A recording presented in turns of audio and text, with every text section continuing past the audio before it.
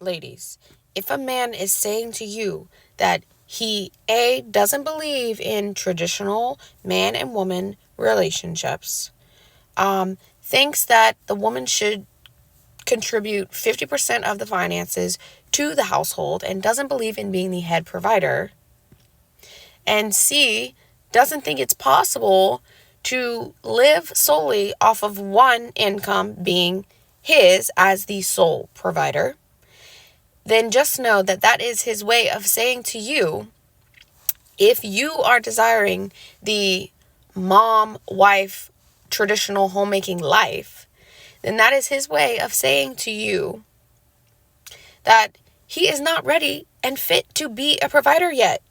Do not fall for this baloney, especially the narrative that it is impossible to live solely off of one being your husband's income for a small and growing family. Because if you believe this, congratulations, you have successfully been brainwashed by feminism. And that is exactly what it is out to do, to brainwash you into believing that it's impossible for women not to be out of the home working. It is your God-given birthright, and it is absolutely nothing wrong with you being at home while you are building your family and raising your kids by yourself without sending them off to daycare or sending them off to school to allow the government to raise your children. There is nothing wrong with having that desire to be at home and in their life every single day. Feminism is trying to convince you otherwise. A masculine provider man will do whatever he has to do in order to make sure that you can live comfortably off of his income. And sometimes that means that he has to pick up a second job, right? If his first job is not cutting it, sometimes he needs to pick up a second job. Maybe he will grow a business. Growing a business is very, very time consuming and very strenuous. And yes, it requires a lot of energy, but it can be done. And ultimately, growing a business is really what you want to do in order to have full freedom in finances. Another thing that he might do is he might have to move states or move cities, okay? Somewhere that is more feasible for you and him to live solely on his income, okay? Because some cities out here and some states are just outrageously, crazily expensive, okay? And so sometimes moving states out of those more metropolis cities are going to help him in being able to afford only living off of his income alone. Sometimes it could also look like him taking a job in a different city or state and moving away from your home community, just so that he can make ends meet better, have a better opportunity at growing his finances. Making those financial decisions is really something that you have to rely and trust in him to believe is right for the two of you, especially if you already have children and you already are at home with them. Then you have no choice but to rely and trust that he knows what he has to do in order to provide and protect for you and your family. And let me tell you, this is actually so relevant to my family right now. My sister, she has 2 young babies, and her husband actually just took a new job somewhere away from home, and it's not too far of a drive, but it is away from everything that they've ever always known, and it's his way of providing and protecting and making a better life for the future of his family. And it's exactly what happened in our childhood when we were growing up.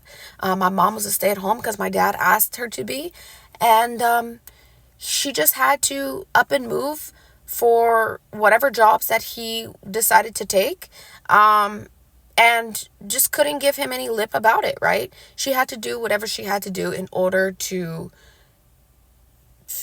be ensured that they were going to be always provided for, okay? So sometimes that is what it looks like, is moving away. Also, it could also look like downsizing homes or moving in a family home, moving with family into another family member's house, right? I know that we live in a Western society right now where the government really, really makes it almost impossible for families to live on the husband's income. I'm not even dismissing that fact. I realize that the government is really trying to make it so impossible for the average, 25-year-old man who wants to purchase a home for his family. It's nearly impossible for him, right? It's so crazy to think because, when my mom and dad got married, they bought a house like a few years into their marriage, and it was never anything that they had to think twice of. Now in this society today, buying a home feels like a distant dream that has just been burned and broken and gone. It's really sad, but it does feel like that for a lot of Americans. So I hear you. I feel for you. If that is a dream of yours and you just feel like it's just never going to come into fruition, I understand that very much, and I sympathize with it. And that's why I think we should be very educated when we go out there and vote, for those reasons alone.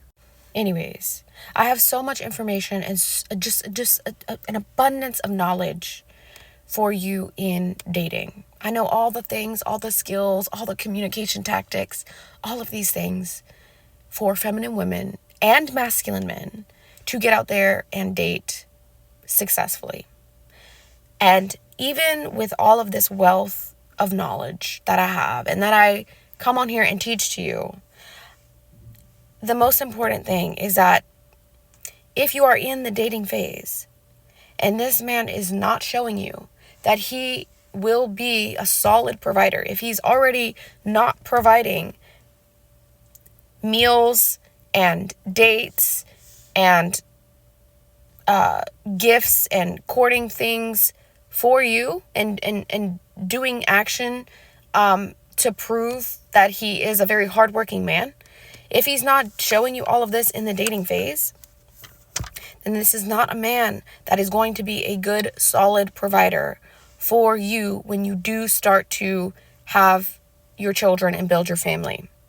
I can assure you that a provider man will make himself known as a provider and that he takes very much pride in being a solid provider, okay? So make sure that that quality is there, that he takes pride in being a provider. He takes pride in his masculinity. He embraces who he is as a man in the same way that you embrace who you are as a woman, and that you enjoy being the feminine, receptive, playful homemaker, cooking, cleaning the home, just doing all the feminine things. You take pride in that, and he will take pride in being the provider and the protector of you and your family to come. And also, it is perfectly okay if you do not always wish for the entirety of your marriage to be at home and not working and being unproductive and only being a homemaker. Okay, let me tell you that you will go through seasons where all you want to do is cook, clean, and be a homemaker. And then you may go through a season where you are a workhorse and all you want to do is work outside of the home. And there is nothing wrong with that. The important thing is that while you are starting your family and while your children are very young and they need you at a very, very essential time of their life, that is when you are being most in the home and not worrying about the outside providing, protecting, financial situations, career world. Okay, that is the most essential time to be in the home. Let me tell you, I have grown up in generations of women who were very, very traditional, okay? Homemakers, not in the career force, whatever. I came along and I am very different. I wanted to take a very different path, I wanted to pursue different things. I wanted to do my own thing, okay? I never wanted to be stuck in this box. However, I can attest to the fact that there are seasons that I've already experienced where I felt, even just as of a couple months ago and for a few years, I just wanted to kind of just work part-time, do whatever, really delve into my hobbies and interest, and mostly just be cooking and cleaning and taking care of the home, making sure that the family is well fed and stuff. Well, that was a good 3 or 4 years that I really, really had that desire to do that. Now, as of recently, I will admit, I have gone through another change, another season where I moved, and all of a sudden now, maybe because it's a new place, I'm not really sure, but it's a different energy. And I feel like I don't really care as much about being the homemaker. I don't really care as much about cooking and cleaning. I care more about, getting out there and being productive and really building my businesses and focusing on, modeling and focusing on, my content creation, and really, really just hustling in that way, finding the most creative ways to make income for myself. And yes, partly because I do have to, but two, I feel more motivated to now than I did before. And that's not always a bad thing. So point is that you will go through seasons where, like I said, you have to be there for your kids because they are helpless and they are babies, and you need to be very involved with them in their life, right? And then as they get a little bit older, you can go back to work if you want to. You can build something for yourself, something that is separate and apart from your husband, because you are still a whole human being. And you don't lose your autonomy just simply because you get married and have children and now you have a provider that you solely rely on for your survival, okay? You still have all the permission in the world to do what it is that God assigns for you to do, okay? I'm going to shut up now because I could go on, and you already know this about me. Feel free to send me an email or reach out to me if you want more understanding in this journey, or you need help in dating, you need help understanding men, or if you're already married and you are kind of confused on the whole masculine, feminine, traditional roles, or how to really pull that provider instinct out of a man who maybe has also himself been successfully brainwashed by feminism and isn't fully stepped into his provider. I am here to help you, my dear. And just all you have to do is send me an email or send me a DM on Instagram, whatever way that you choose. Everything will be listed down in the description box below. And of course, subscribe if you're not already. Until the next video, I will talk to you guys soon. Mwah.